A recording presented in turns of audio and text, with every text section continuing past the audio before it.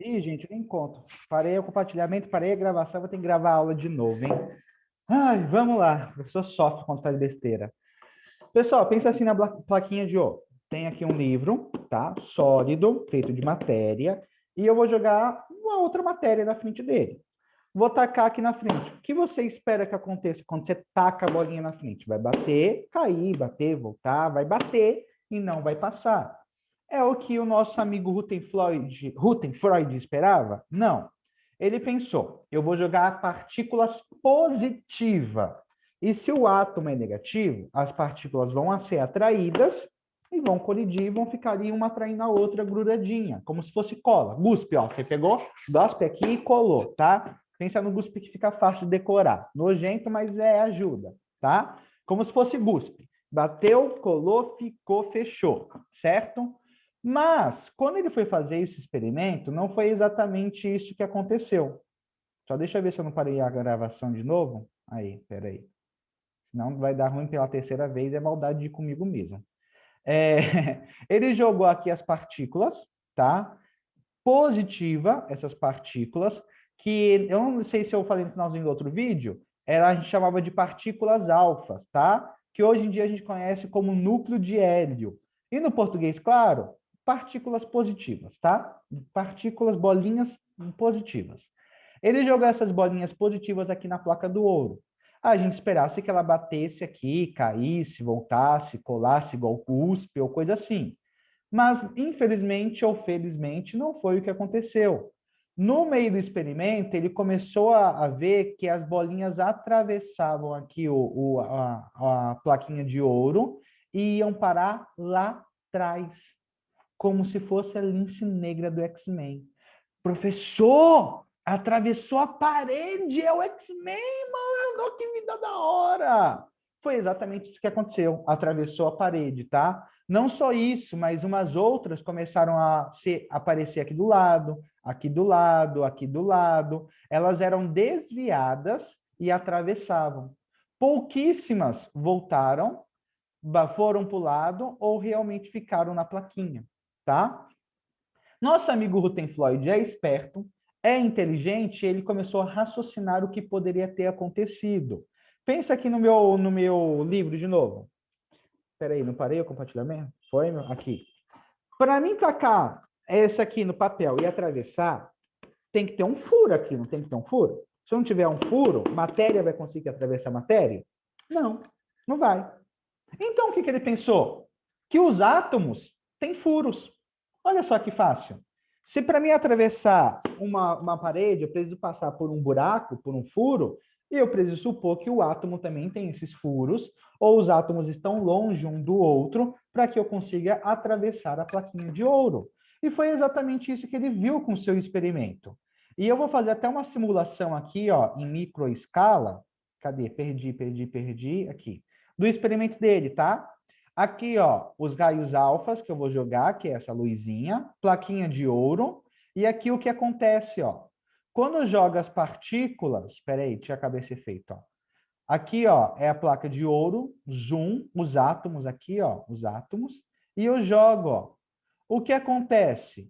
Tá vendo que algumas partículas, essas rosas, roxas, sei lá que cor é essa, passam livremente, atravessam a plaquinha de ouro?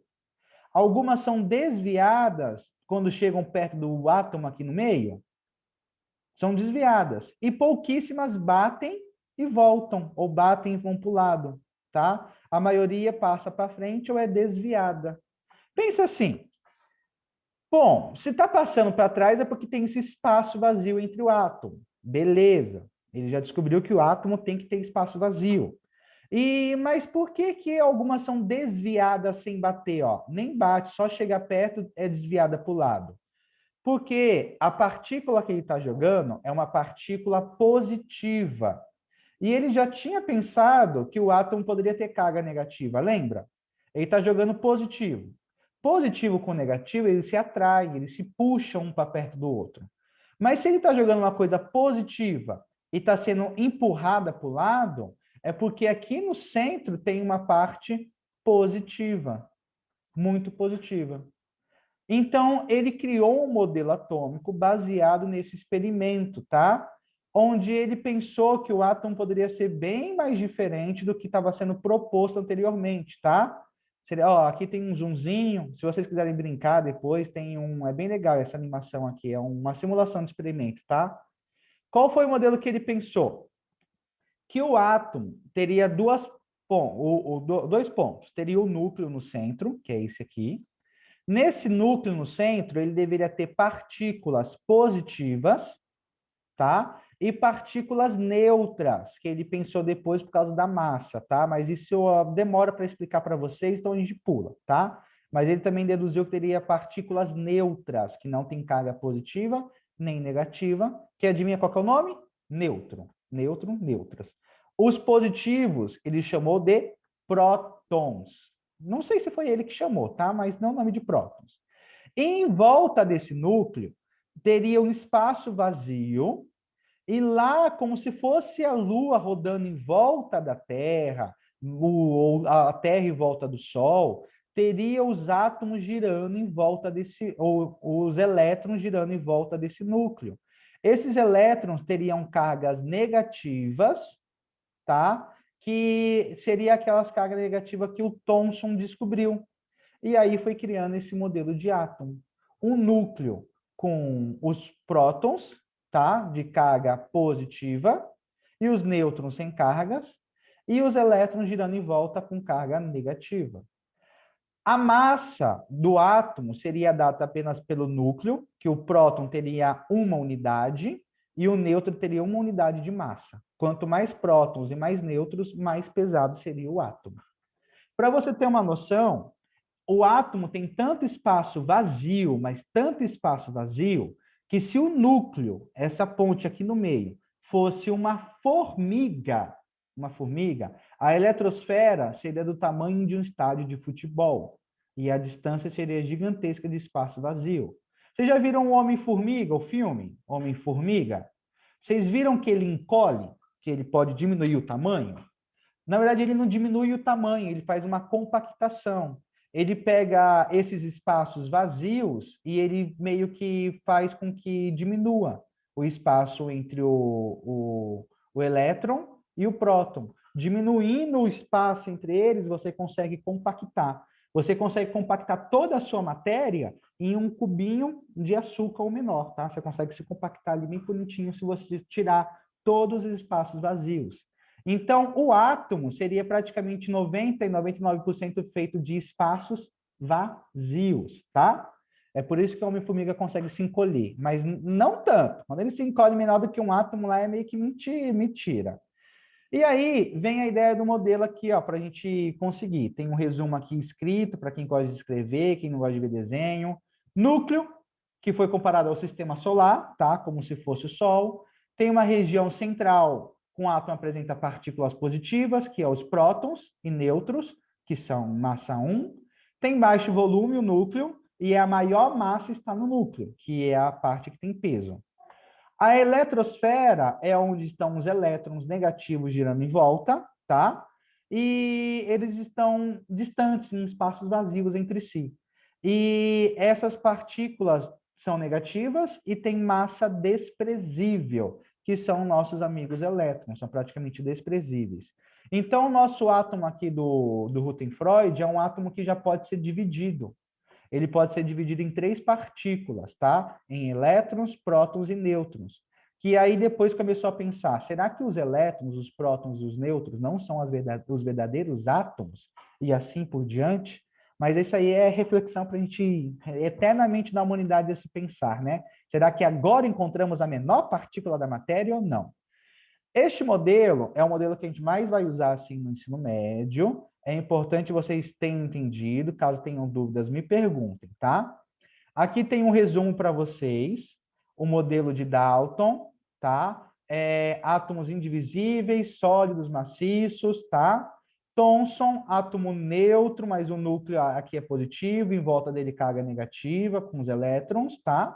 Aí o modelo de Rutherford, que é esse planeta que parece o sistema solar, rodando em volta do núcleo, que é o mais conhecido, tá? E aqui tem o modelo de Bohr, que eu vou explicar para vocês semana que vem. Semana que vem, eu vou explicar o modelo de Bohr. Vou fazer uma aula extra sobre o modelo atual dos átomos, tá? Porque são os modelos, tem que explicar umas coisas bem da hora de física quântica, duas coisas que podem existir ao mesmo tempo, gatos que estão vivos e mortos, são coisas bem avançadas da física. Então, o modelo atual do átomo, eu não vou ensinar para vocês, eu vou dar uma pincelada semana que vem, uma aula extra para quem quiser assistir, tá? Vou já deixar o vídeo lá, quem quiser ver. Quem não quiser ver, vai dar perdendo um aulão da hora, mas não vai mudar nada no seu ensino médio, tá? Aqui são as questões. Quero saber o que é um átomo, vocês já sabem lá. Como é o átomo segundo Dalton, Thomson e Rutherford. Só isso, tá? Escreva muito bem, descreva como é o átomo segundo eles, expliquem, não deixem dúvidas escritas, porque vocês sabem que não vale nota, já falei para vocês. Mas é bom vocês deixarem tudo ali explicadinho, porque na prova vocês têm como consultar e não tem, como eu falei, não tem segredo. Só lembrando, eu tinha mostrado para vocês, eu acho, em uma outra videoaula bem um tempinho atrás, uma escala do universo, tá? O ser humano tem um tamanho aqui, ó. Deixa eu deixar aqui, ó. Aqui está o ser humano com nossa grandeza, tá? O ser humano está aqui, ó, nossa altura de 1,70 m, 80 mais ou menos. Se você for diminuindo o tamanho das coisas, rato, minhoca, ovo, formiga, você vai chegando em um mundo microscópico, que são as bactérias, ácaro, largura do cabelo humano, gota de neva, núcleo de uma célula, glóbulos brancos, que é a nossa proteção do corpo, mitocôndrias que produzem energia, cromossomos, comprimento da luz, Escherichia coli, que é uma bactéria, comprimento da luz ultravioleta, maior vírus, bactérias, HIV, vírus da hepatite. Aqui, ó, é a membrana da pele das suas células, do seu DNA, aí é moléculas, tá? Se você diminuir bastante, você vai chegar aqui, ó, no primeiro átomo, que é o átomo de césio, que é um átomo grande, e a química estuda até aqui, ó, até os átomos de hidrogênio e átomo de hélio. Menor do que isso, a química não estuda, porque não é considerado tão exatamente matéria aqui na área da química. Mas tem um universo muito menor aqui, que quem estuda é a física de partículas e a física nuclear, que estuda o núcleo dos átomos, tá?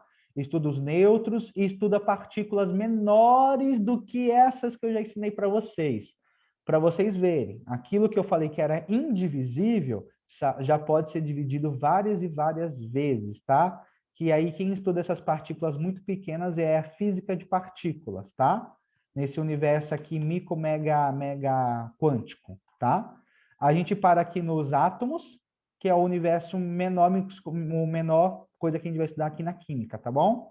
Então, só lembrando, átomos, menor estrutura da matéria, eles são feitos, no modelo que a gente vai aprender aqui que é importante você saber do Rutherford, tem um núcleo, que tem os prótons positivos, nêutrons negativos, e girando em volta dele, os elétrons negativos, tá bom?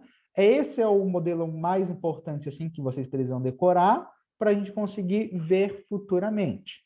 Só para vocês lembrarem, são modelos. Pode chegar alguém daqui a um mês e falar, não, o átomo não é assim. Pode chegar alguém daqui 2 horas, chegar e falar diferente. E se ele tiver provas disso, pode confiar, porque são apenas modelos, gente. Não é verdade absoluta. Aprendam isso. A química é uma ciência experimental. Qualquer experimento novo que apresente novas provas, a gente modifica os conceitos. Estamos abertos a novas informações, hein? Beijos no coração. A gente se vê por aí. E é nóis.